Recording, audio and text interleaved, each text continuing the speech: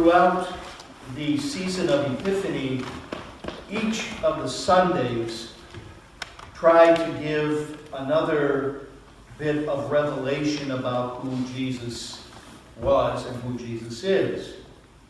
Now, we've been at this, most of us, our whole lives, and so we probably haven't heard anything over the last several Sundays that was anything really big or new.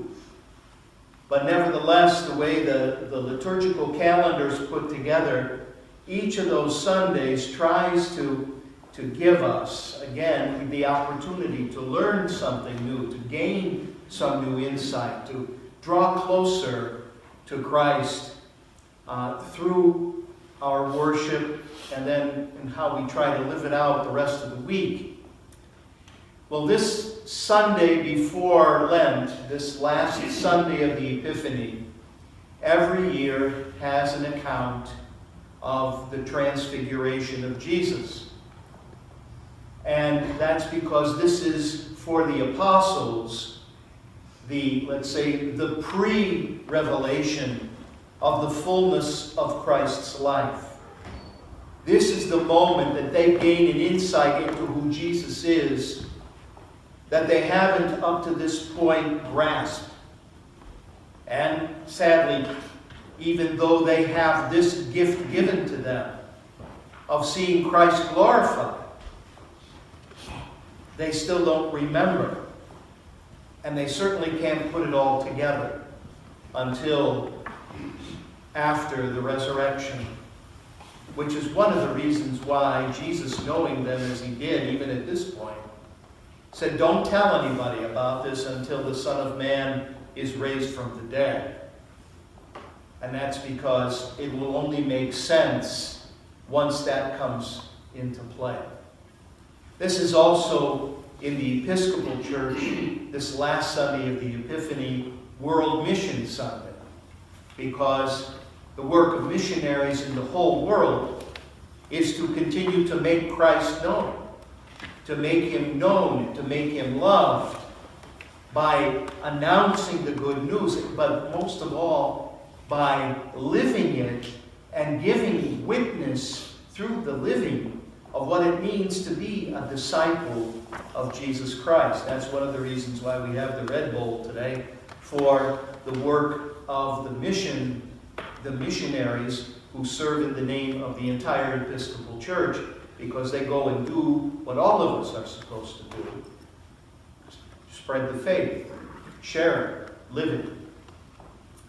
But what we see in this full revelation, prior to the resurrection, that is the apostles there on the mount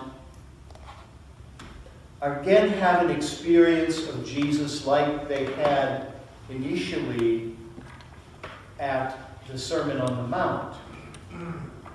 Jesus is pictured here again like Moses. When Moses, as we heard in the first lesson today, went up the mountain for 40 days and 40 nights to receive the law from God. It was that spectacular display of power and glory of God that Moses eventually shows through his face. When he's in front of the people of God, he has to wear a veil over his face because they can't stand to look at it because it's too bright. And so he reflects God's glory. Well, here again is Jesus reflecting all the glory of God, but further, a revelation that this is God that they have been hanging around with all this time, that's been speaking to them, that they've been arguing with, that they've been not understanding. This is God. And the thing about it is, when they hear the voice, not only does the voice say, as he does in Mark's Gospel and Luke's Gospel, "This is my beloved Son in whom I am well pleased," which are the same words basically that Jesus hears or that others overhear at his baptism in the Jordan. Here, the words that are added, listen to him. Listen to him. And that's what they hear last. And that's what they have the hardest time doing. To listen to him. They hear what he says, but they don't always take it in because they find it so often challenging and difficult. And all those other people around, all the disciples, all the crowds, they are hearing God himself revealing the fullness of his will and life in the person of Jesus Christ, in the second person of the Trinity. All of that is coming out. But they don't understand. They don't listen. The majority of them reject it. Can't be that way. Can't do that. Not possible. Over and over and over again. The apostles themselves, dense as they were, are in the same condition all the way through. Even if they had told people about what they saw on the mountain against what Jesus said, even if they had done that, would it have made any difference? They would have concluded, most of the people would have concluded that they were deluded. That maybe they were drunk, or maybe they had lost their minds, or Jesus had bewitched them somehow.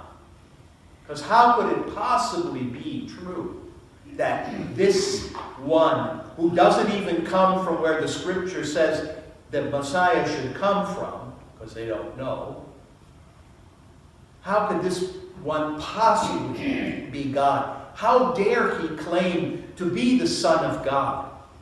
How dare he claim equality with God in any way?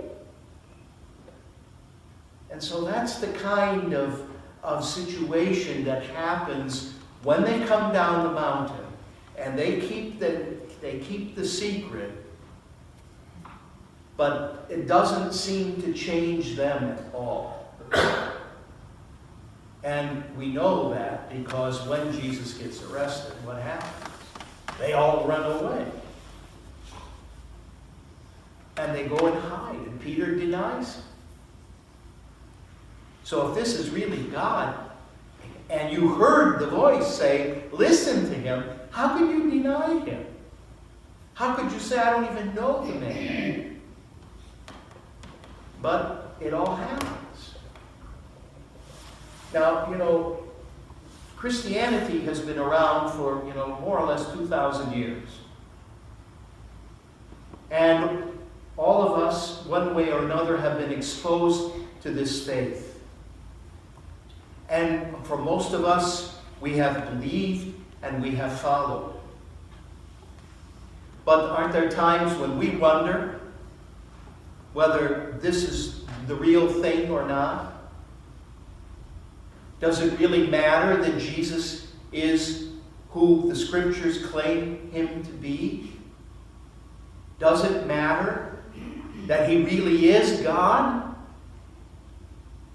Does that word that he speaks to us and the fact that the Father emphasized, and it's not just to them way back when, but to us today, listen to him. Are we willing to do that? We're about to embark on the season of Lent. And there's nothing that obliges any Episcopalian to do anything different in Lent from what he or she does the rest of the year. But we miss a great opportunity to draw closer to the one that we're supposed to listen to if we do absolutely nothing during the season, any different from what we do the rest of the year. For those who participate on Ash Wednesday, we hear the words that will say to us that we are invited to prayer, fasting, self-denial, to almsgiving, to generous giving, and to the reading of the Scriptures. Not all of us can fast. Not all of us have extra means or are willing or able to give out of our necessity even to help somebody else. But we certainly all can take time to pray. And we certainly all can take time to read the Scriptures in particular. And that's the invitation that I want to give today.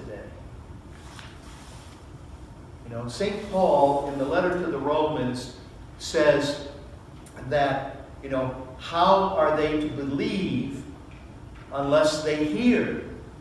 And how can they hear unless someone is sent to preach? Well, rather than me preaching, you have the access to the Word of the Lord itself. And so I encourage you to take time, especially, turn off the TV, step away from the laptop or your phone or whatever you use all the time to read, communicate with, or whatever. Step away from that for a period of time. Give yourself 10 minutes of freedom from a screen of some kind or from other input. And take a good old Bible in your hands at some place in your house. You take a bulletin on Sunday, instead of throwing it in the basket, take it home. I know we're supposed to recycle them for the next service, but that won't be true, once we start Lent, because we'll do Rite 1 at this service and Rite 2 at 10:15. So take the bulletin and read the Scriptures that are listed in there. Pick one, or reread what you heard on Sunday, and read that over the next week. Read one of those lessons, or read all 3 of them during the week, one each day. Repeat them twice, so that that Word can speak to you, so that you can hear what God is saying and what He's calling me to. It's easy for some of us who were raised, in a different tradition, who, were practically compelled to give something up during Lent. Give up chocolate, give up coffee, give up drinking, give up this, give up that. And if you didn't do it, made to feel as guilty as possible. I don't want to make you feel guilty, but I don't want you to miss a golden opportunity. Because the church obviously feels it's important enough to have that holy season introduced by this particular Sunday, where we can see in the Word that we have both heard and read who Jesus really is. That we get the same kind of glimpse of His glory, which is the glory that also is ours. But it's the glory that every year we have to remember that gets covered over, that can get buried by the concerns, the worries, the burdens, the sins of our lives. That Lent is meant to help strip away from us so that we can live more truly into our baptismal identity.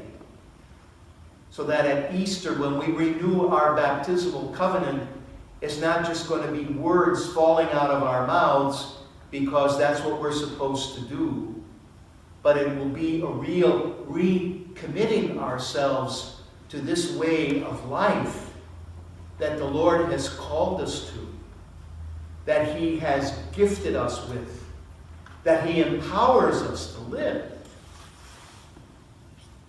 So this glorified, transfigured, raised Jesus is the same one who comes to you and me this morning in word and in sacrament to strengthen us in holiness, to strengthen us in our living, to prepare us for our dying, who aids us to know what it is we are supposed to do and how we should live one with another, wherever we find ourselves. And he's the one that offers to us, through his body, the church, the opportunity to grow that much closer to him through whatever we do during Lent, so that we can come to know and believe more deeply in the love that he has, that our missionaries throughout the world continue to proclaim, particularly to those who don't know him, who don't know that, or whose hearing of it has been so impaired that they continue to need that encouragement and strengthening from the outside until they can fully embrace it and become like the others, able to share it because they really believe and have heard those words. This is my Son, my beloved, in whom I am well pleased. Listen to him, because in listening to him, we have life. Life now and life forever.